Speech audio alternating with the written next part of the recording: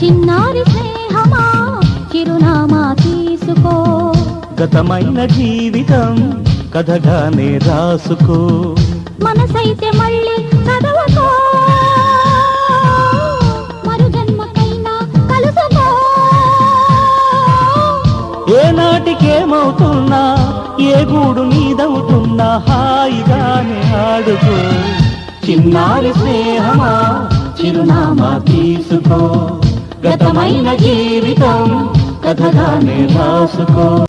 జీవితం నీ కోసం స్వాగతం పలికింది, ఆశలే వెలిగించి హారతులు ఇస్తుంది. ఆకాశమంతాలయం నీ కోసం కట్టుకుంది, కళ్యాణ తోరణాలుగా నీ బ్రతుకే మార్చుతుంది.